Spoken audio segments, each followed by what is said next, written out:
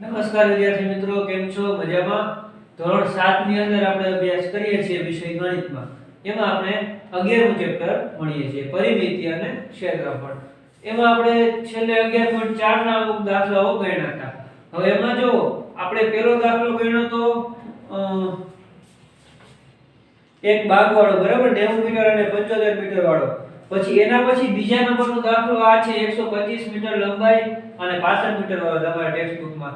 પણ ભૂલમાં છે મેં એમાં ત્રીજો દાખલો છે એ તમને કરાવી દીધો છે, એટલે કે જે 8 સેન્ટીમીટર લાંબા અને 5 સેન્ટીમીટર પહોળા પૂઠાવાળો. એ પૂઠાવાળો દાખલો છે એ ત્રીજો દાખલો છે, પણ એ ભૂલમાં બાય મિસ્ટેક આના આગલા વિડિયોની અંદર બીજા દાખલા તરીકે આપણે કરી નાખ્યો છે. તો કાઈ વાંધો નહીં, તમારે એ દાખલો પેલા લખી નાખો તો હાલે અને પછી લખો તો હાલશે, તમારે જેમ કરવું એમ. તો હવે આપણે આ બીજો દાખલો કરીએ, કેમ કે એમાં વચ્ચે બીજો દાખલો કરવાનો આપણે રહી ગયો તો ડાયરેક્ટ ત્રીજો છે અને બીજો નંબર આપી દીધો હતો એટલા માટે. અને બીજા નંબરમાં ઉપર ટાઇટલમાં થોડીક મિસ્ટેક હતી, એટલે તમારે જે ટાઇટલ છે વિડિયોના ટાઇટલ, જે પાર્ટના આપણે નંબર આપીએ છીએ, એ ટાઇટલ તમને જે મોકલવામાં આવે એમાં જે ઉપર ટાઇટલ હોય એ જ ધ્યાનમાં લેવું. ઓકે, તો આટલી વસ્તુ થોડીક જરાક એક કહેવાની હતી અને હવે આપણે સ્ટાર્ટ કરીએ. બરાબર છે? જો શું કહે છે અહીંયા કે 125 મીટર લંબાઈ અને 65 મીટર પહોળાઈ ધરાવતા એક લંબચોરસ બાગની ફરતે 3 મીટર પહોળો રસ્તો છે. તો આ રસ્તાનું ક્ષેત્રફળ શોધો. જો આવા દાખલામાં તમને ખબર જ છે કે આકૃતિ દોરવી પડશે. તો પહેલા આપણને શું કીધું છે કે 125 મીટર લંબાઈ ને 65 મીટર પહોળાઈ વાળો એક લંબચોરસ બાગ છે. તો આપણે દોરીએ લંબચોરસ બાગ એટલે કે બગીચો.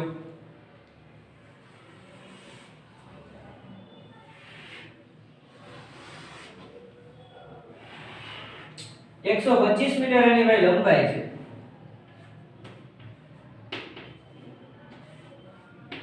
અને પહોળાઈ કેટલી છે? 65 મીટર. ઈ બગીચાની બાગની ફરતે 3 મીટર પહોળો રસ્તો આપેલો છે. તો એની ફરતે શું છે ભાઈ? 3 મીટર પહોળો રસ્તો. તો આ રસ્તો છે.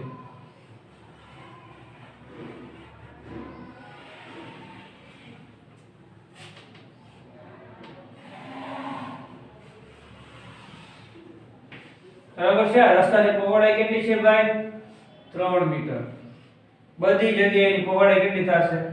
3 મીટર જ થશે ભાઈ. કોઈ પણ જગ્યાએ તમે માપ લ્યો, એની પહોળાઈ 3 મીટર થાય. ખ્યાલ આવી ગયો ભાઈ? આ લંબચોરસ બાગ છે, એની ફરતે આ રસ્તો છે 3 મીટર પહોળાઈનો. પહેલો દાખલો જેવો છે આપણે જેવો સેમ ટુ સેમ દાખલો છે. આ અંદર છે આપણને એમાં જમીન આપી હતી, એની બદલે બાગ આપ્યો છે, એની ફરતે રસ્તો હતો, તો આની ફરતે પણ રસ્તો છે. તો આપણે શું કરવાનું છે? આ જે રસ્તો છે ને એનું ક્ષેત્રફળ શોધવાનું છે. તો અહીંયા જેમ આપણે પાછલા દાખલામાં જોઈએ એમ જ બે લંબચોરસ બને છે. એક અંદરનો નાનો લંબચોરસ એટલે કે આપણો બગીચો, અને એક બહાર છે આખો મોટો લંબચોરસ બને છે. આપણે આટલા ભાગનું બાકીના આટલા ભાગનું ક્ષેત્રફળ શોધવાનું છે. તો આપણે જે રીતના કરીએ છીએ એમ જ પહેલા આખા લંબચોરસનું ક્ષેત્રફળ શોધવાનું, પછી આ અંદરના ભાગનું લંબચોરસનું ક્ષેત્રફળ શોધવાનું, ત્યારબાદ આખામાંથી આનું બાદ કરી નાખો એટલે તમને આનું ક્ષેત્રફળ મળી જાય. શોધીએ આપણે. પહેલા આપણે ભાઈ કોનું ક્ષેત્રફળ શોધશું? બાગનું શોધીએ પહેલા.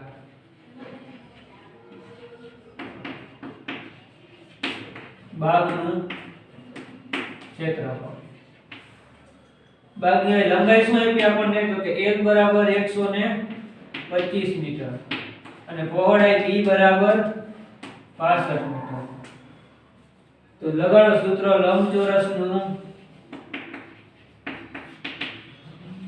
ક્ષેત્રફળ શું થશે ભાઈ? લંબચોરસના ક્ષેત્રફળનું સૂત્ર શું થશે? l ગુણ્યા b. લંબાઈ કેટલી છે? 125 અને પહોળાઈ 65. તો 125 ગુણ્યા 65 થશે ભાઈ, એટલે 8125. જો મીટરમાં આપ્યું છે તો ક્ષેત્રફળ શું આવશે? મીટરનો સ્ક્વેર. ખ્યાલ આવી ગયો? તો આપણે કેનું ક્ષેત્રફળ શોધ્યું ભાઈ? બાગનું શોધ્યું. હવે આપણે આ બહારના આખા લંબચોરસનું ક્ષેત્રફળ શોધી લઈએ.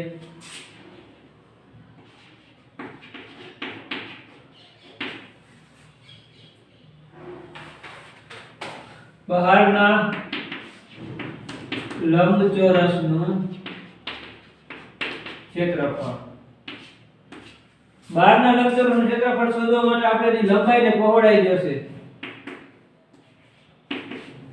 તો જો આ બહારનો લંબચોરસ છે આખે આખો, તો એની લંબાઈ શું થઈ? આ એની લંબાઈ છે આખે આખી.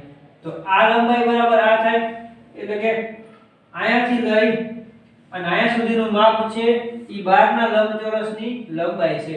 તો આ જે બાજુ છે એ આને સમાંતર છે, એટલે આનું જેટલું માપ હશે એટલું જ આનું થશે.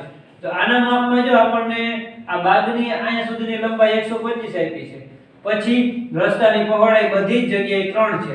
તો આ 125, આ 3 અને આ 3 ઈ બધાનો તમે સરવાળો કરો એટલે આખે આખી બાજુનું માપ પડી જાય. ઈ જ માપ છે ઈ આખા મોટા લંબચોરસની બહારના લંબચોરસની લંબાઈ થશે. તો લંબાઈમાં લખીએ આપણે 125 પ્લસ 3 પ્લસ 3. તો કેટલા થશે? 125 ને 6 131 મીટર થશે.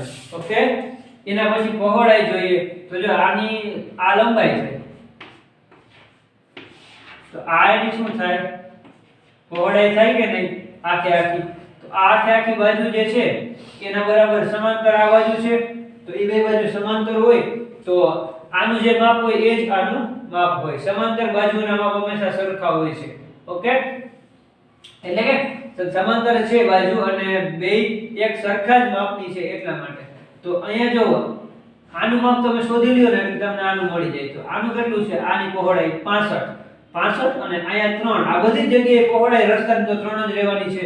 તો એનો સરવાળો કરી નાખીએ તો તમને મળી જાય 65 + 3 + 3. જેમ આપણે શરૂઆતના 11.4 ના પેલા દાખલા કર્યું ને એવું સેમ ટુ સેમ દાખલો છે આ. 65 ને 6 71 થશે, 71 મીટર. તો આપણને લંબાઈ ને પહોળાઈ મળી ગઈ. તો હવે આપણે ક્ષેત્રફળ શોધી લઈએ. ઓકે, લંબચોરસનું ક્ષેત્રફળ બરાબર લંબાઈ ગુણ્યા પહોળાઈ. લંબાઈ કેટલી છે આની ભાઈ? 131 અને પહોળાઈ 71. બંનેનો કરવાનો ગુણાકાર આપણે, એટલે આપણને મળે 9301. ક્ષેત્રફળ છે એટલા માટે મીટર સ્ક્વેર માં આવશે. એવો ખ્યાલ ભાઈ? શું કર્યું આપણે? પહેલા ભાગનું ક્ષેત્રફળ શોધ્યું, પછી બહારના લંબચોરસનું ક્ષેત્રફળ શોધ્યું.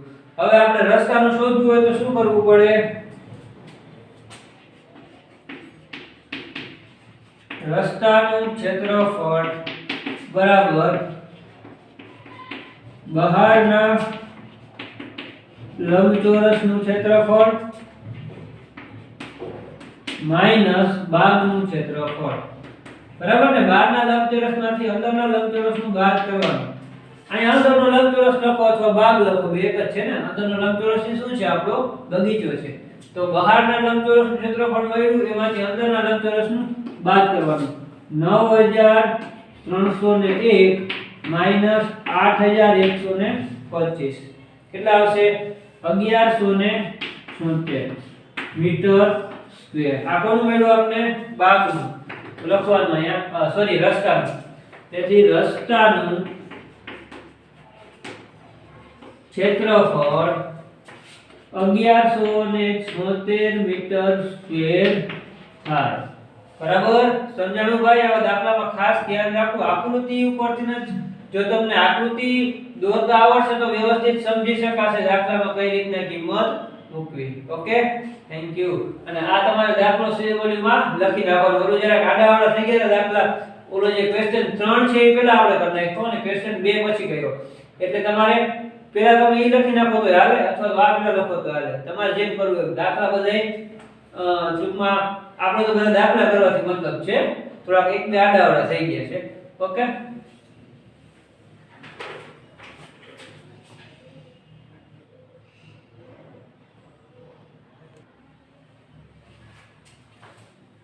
હવે એના પછી ક્વેશ્ચન નંબર 4.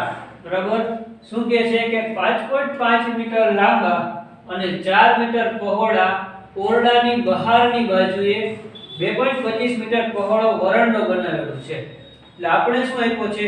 લંબચોરસ ઓરડો. જો લંબાઈ અને પહોળાઈ આપી હોય ને એટલે હંમેશા લંબચોરસ જ હોય, એ આપણે સમજી જવાનું.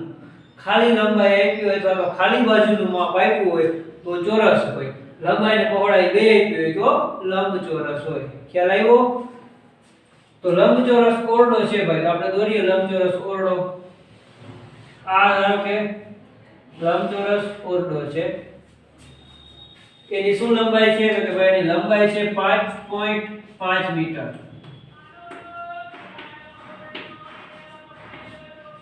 અને પહોળાઈ કેટલી આપેલી છે આપણને? 4 મીટર. તો એની બહારની બાજુએ શું છે? રસ્તો છે. 2.25 મીટર પહોળો રસ્તો ને સોરી બહારની બાજુએ 2.25 મીટર પહોળો વરંડો બનાવેલો છે. વરંડો એટલે કે ફરતે દીવાલ બનાવી છે. આપણે કેમ મકાનની ફરતે ભાઈ દીવાલ બનાવીએ, તો મકાનની અને દીવાલની વચ્ચે થોડીક જગ્યા રહે કે નહીં, તો એ જગ્યા છે એ કેટલી છે? 2.25 મીટર. 2.25 મીટર પહોળો એટલે 2. માંથી હાલવાની આમ જગ્યા તો રહેવી જોઈએ ને ઘરની બાજુમાંથી, તો ઈ છે એ કેટલી છે? 2.25 મીટર. આ રીતના ભાઈ 2.25 મીટર પહોળો એને શું બનાવ્યો છે? ફરતો એક વંડો એટલે કે ફરતી દીવાલ બનાવેલી છે. ખ્યાલ આવ્યો? આ ઓરડો છે એટલે કે રૂમ છે, આ રૂમની ફરતેની દીવાલ છે. દીવાલની પહોળાઈ આપણને કેટલી આપી દીધી?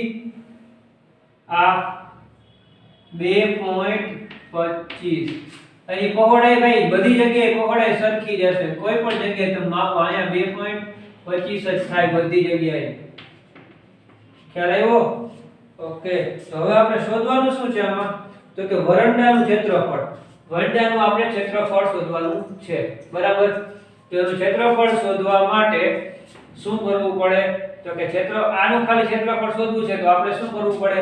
અહીંયા બે લંબચોરસ બને છે, પેલા આખા લંબચોરસનું ક્ષેત્રફળ, પછી અંદરના લંબચોરસનું ક્ષેત્રફળ, આખામાંથી અંદરનું બાદ.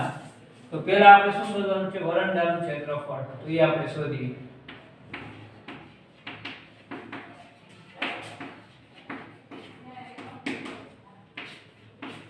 વરંડાનું ક્ષેત્રફળ શોધવા માટે પહેલા ઓરડાનું શોધવું જોશે.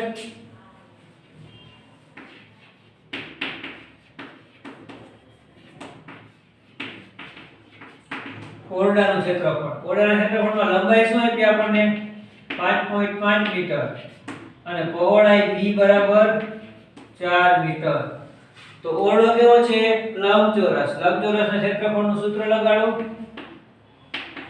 લંબચોરસનું ક્ષેત્રફળ બરાબર l ગુણ્યા b એટલે કે લંબાઈ ગુણ્યા પહોળાઈ. 5.5 ગુણ્યા 4 22 થશે.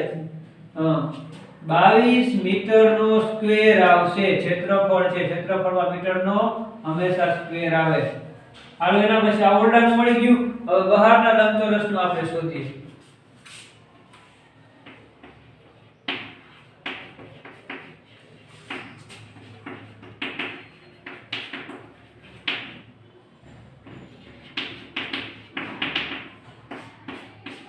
બહારના લંબચોરસનું ક્ષેત્રફળ, એના માટેની લંબાઈ અને પહોળાઈ જશે.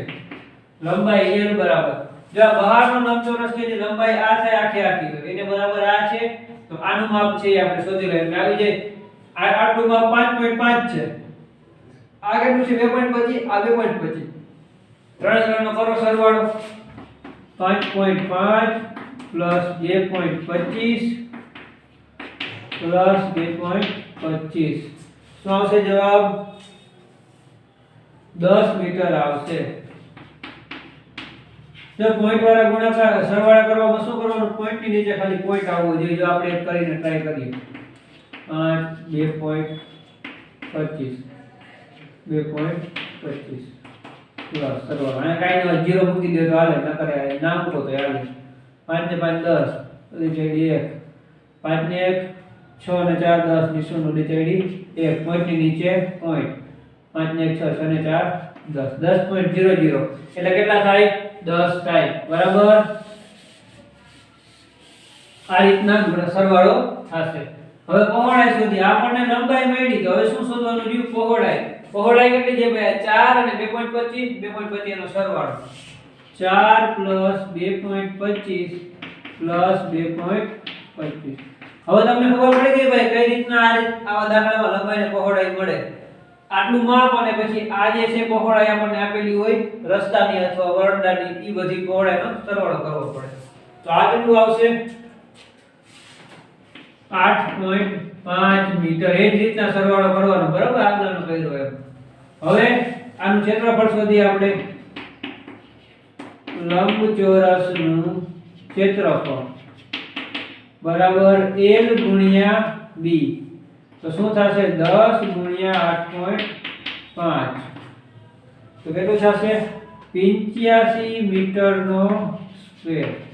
આ બહારના લંબચોરસમાં આપણને ક્ષેત્રફળ મળ્યું 85 મીટરનો સ્ક્વેર. હવે આપણે કોનું શોધવું છે? વરંડાનું ક્ષેત્રફળ. તો વરંડાનું ક્ષેત્રફળ શું થશે?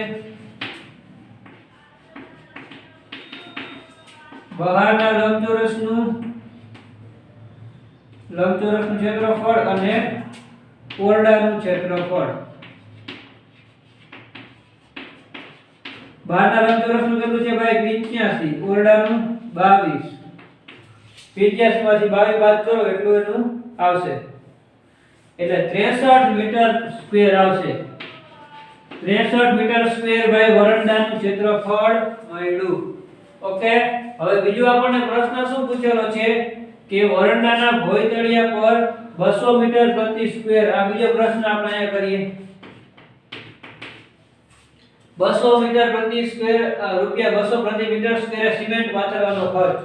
તો અહીંયા જો 1 મીટર સ્ક્વેર ના કેટલા રૂપિયા છે? 200 રૂપિયા. તો વરંડાનું ક્ષેત્રફળ કેટલું છે? 63 મીટર સ્ક્વેર. તો 63 મીટર સ્ક્વેર ના કેટલા થાય? 63 ગુણ્યા 200 ના છેદમાં 1. કેટલા આવશે?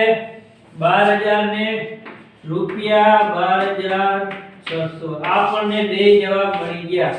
પેલો જવાબ ક્ષેત્રફળ 63 મીટર સ્ક્વેર અને સિમેન્ટ પાથરવાનો ખર્ચ 12600 રૂપિયા મળ્યો. ક્લિયર? તો દાખલો તમારે CW માં લખી દેવો.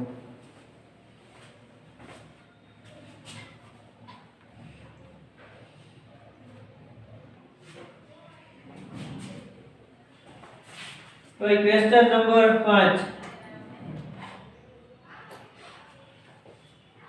એની અંદર શું આપેલું છે કે 30 મીટર લંબાઈની બાજુવાળા ચોરસ બાગની અંદરની બાજુએ 1 મીટર પહોળો રસ્તો છે. તો રસ્તાનું ક્ષેત્રફળ શોધો. અને બાગમાં રસ્તા સિવાયના ભાગમાં 40 રૂપિયા પ્રતિ મીટર સ્ક્વેરે ઘાસ ઉગાડવાનો ખર્ચ શોધો. બાગમાં ભાઈ જનરલી ઘાસ ઉગાડવાનું હોય, પણ જ્યાં રસ્તો હોય, તમે ગમે ત્યારે બગીચામાં ગયા હશો તો બગીચામાં જે આપણે હાલવાનો રસ્તો હોય એમાં ઘાસ ઉગાડેલું ના હોય, લોન ના હોય, લોન પાછળની ઈ ક્યાં હોય? રસ્તા સિવાયનો ભાગ હોય એમાં હોય. તો જો આપણે આમાં દોરીએ, આ ભાગ છે બગીચો, ચોરસ આપેલો છે આપણને.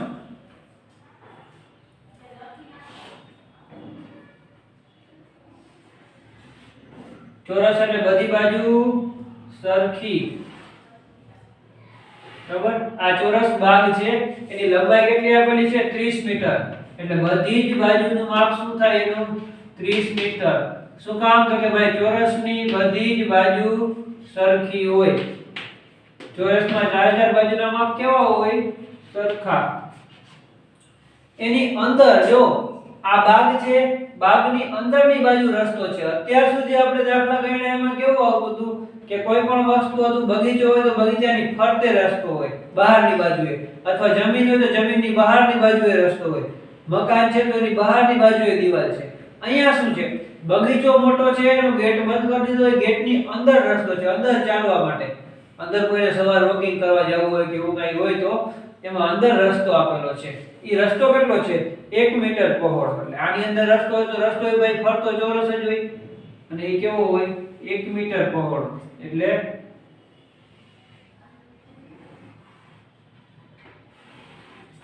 આ જે પહોળાઈ છે ભાઈ ઈ કેટલી છે? 1 મીટર. ઈ બધી જ જગ્યાએ કેટલી થાય? 1 મીટર થાય.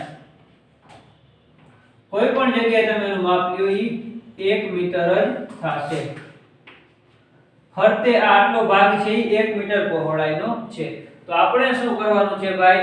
આ રસ્તાનું ક્ષેત્રફળ શોધવાનું છે, બીજું કાંઈ નહીં. શું શોધવાનું? રસ્તાનું ક્ષેત્રફળ.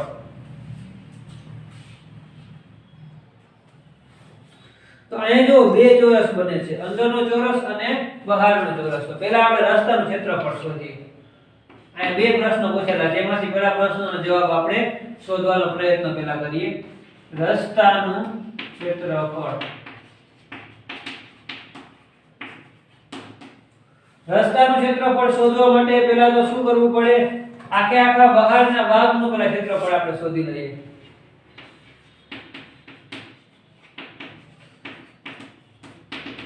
ભાગની લંબાઈ કેટલી આપી આપણને? 30 મીટર. જો બધી જ બાજુ સરખી છે એટલે એક જ લંબાઈ હોય. ચોરસ છે, ચોરસનું આપણે ક્ષેત્રફળ શોધવું છે. ચોરસ ભાગનું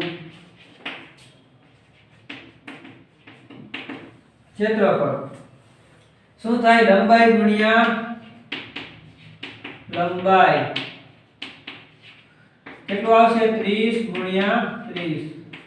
3 તેરી 9, 900 મીટર સ્ક્વેર. ક્ષેત્રફળ છે એટલે હંમેશા મીટર સ્ક્વેર માં જ આવે. 900 મીટર સ્ક્વેર એનું ક્ષેત્રફળ મળ્યું. હવે આપણે અંદરના લંબચોરસનું શોધીએ. સોરી, ચોરસનું. અંદર એ ચોરસ જ બને ને. અંદરના ચોરસનું ક્ષેત્રફળ. અંદરના ચોરસનું ક્ષેત્રફળ શોધવા માટે શું કરવું પડે? લંબાઈ આપણે જોઈએ. લંબાઈ ખાલી એક મળી જાય એટલે ચોરસ હોય એટલે બધી બાજુ સરખી હોય. તો આ અંદરનો ચોરસ એટલે કયો? તો આ પીળા કલરે દોરેલો છે. આ અંદરનો ચોરસ થયો ભાઈ.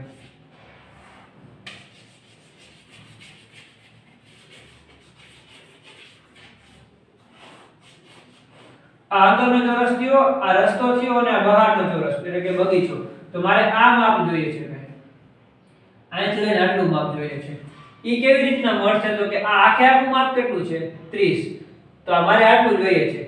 તો આ આખું માપ 30 હોય તો આ આખું માપ કેટલું હોય? 30 હોય. 30 હોય, મારે આટલું જોતું હોય તો આખામાંથી શું કરવું પડે?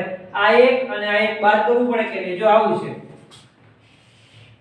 આખું માપ આપણને 30 આપેલું છે. હવે મારે અને એમાં આ એક છે અને આ માપ એક છે, તો મારે વચ્ચેનું માપ શોધવું છે. તો શું કરવું પડે? આ 30 માંથી 1 અને 1 બાદ કરવો પડે કે ના કરવો પડે? જો ઓલામાં શું કરતા આપણે ઉમેરતા હતા, કેમ કે એમાં અંદરનું માપ આપ્યું હતું, બહારનું નહોતું આપ્યું. અહીંયા બહારનું માપ આપ્યું છે, અંદરનું નથી આપ્યું. તો આ આખું માપ 30 છે, એમાંથી મારે આટલું જ માપ ખાલી જોઈએ છે. એ આપણને જે આપેલું નથી. તો આ એક આપેલું છે અને આ એક આપેલું છે. તો એ 30 માંથી આ એક અને ઓલા એક આપણે શું કરી નાખશું? બાદ કરી નાખશું. કેમ કે આટલામાંથી આ બે બાદ કરીએ તો જ આ માપ મળે ને. આખામાંથી હું આટલું અને આટલું કાઢી નાખું એટલે આનું માપ મળી જાય. તો કેવી રીતના કાઢશું આપણે? બાદ કરીને. તો લખીએ આપણે l બરાબર 30 - 1 - 1 તો કેટલા થાય? 28 મીટર થાય. તો એ ચોરસ મળી ગયો. તો ચોરસનું ની લંબાઈ મળી ગઈ ને. તો ચોરસનું ક્ષેત્રફળ બરાબર લંબાઈ ગુણ્યા લંબાઈ બરાબર કેટલા થશે? 28 ગુણ્યા 28 એટલે કેટલા આવે? 784 મીટરનો સ્ક્વેર મળશે આપણને ભાઈ. ઈ શું મળ્યું તમને? અંદરના ચોરસનું ક્ષેત્રફળ મળ્યું. બરાબર યાદ રાખજો. અને આ ભાગનું ક્ષેત્રફળ મળ્યું. હવે આપણે રસ્તાનું ક્ષેત્રફળ શોધીએ. રસ્તાનું ક્ષેત્રફળ. આ રસ્તો છે ભાઈ, આ અંદરનું ચોરસ છે. તો રસ્તાનું ક્ષેત્રફળ એટલે શું થાય? ભાગના ક્ષેત્રફળમાંથી અંદરના ચોરસનું બાદ કરી નાખવાનું. ભાગનું ક્ષેત્રફળ માઈનસ અંદરના ચોરસનું ક્ષેત્રફળ. તો ભાગનું કેટલું મળ્યું ભાઈ આપણને? 900 માઈનસ ઓલું અંદરનું 784. તો 900 માઈનસ 784 કરવાના થાય આપણે. તો કેટલા આવે? 116 મીટર સ્ક્વેર. ઈ શું મળ્યું આપણને? રસ્તાનું ક્ષેત્રફળ મળ્યું. પેલો જવાબ મળ્યો ભાઈ આપણને રસ્તાનું ક્ષેત્રફળ 116 મીટર સ્ક્વેર. હવે બીજો પ્રશ્ન શું પૂછેલો છે? જોઈ બાગમાં રસ્તા સિવાયના ભાગમાં. જો હવે આ બાગ છે, બાગ આખે આખો છે, એમાં રસ્તા સિવાયનો ભાગ કયો થયો? તો રસ્તા સિવાયનો ભાગ એટલે જે આ ઘાટો દોરેલો છે ભાગ, આ રસ્તા સિવાયનો ભાગ થયો.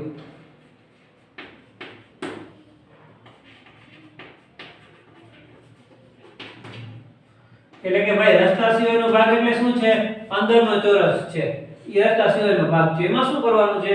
એમાં રૂપિયા 40 પ્રતિ મીટરે ઘાસ ઉગાડવું છે. આ બરાબર છે ભાઈ. જો ઘાસ છે એ રસ્તા ઉપર તો ઉગાડવાનું હોય નહીં, રસ્તો ના હોય જ્યાં આ બધા લોકોને બેસવાનું ને એવું બધું માટે ઘાસ ઉગાડવાનું હોય. કે રસ્તામાં તો ઘાસ ઉગાડાશે નહીં, તો અહીંયા ઘાસ ઉગાડવું પડે. તો એમાં શું કરવાનું છે? 40 રૂપિયા પ્રતિ મીટર સ્ક્વેરે ઘાસ ઉગાડવું છે. તો આપણે એનું ક્ષેત્રફળ ખબર હોય તો આપણે એને ઘાસ ઉગાડવાનો ખર્ચ મળી જાય. તો એનું ક્ષેત્રફળ જો આપણે શોધ્યું તો અંદરના ચોરસનું, તો અહીંયા પહેલા લખીએ આપણે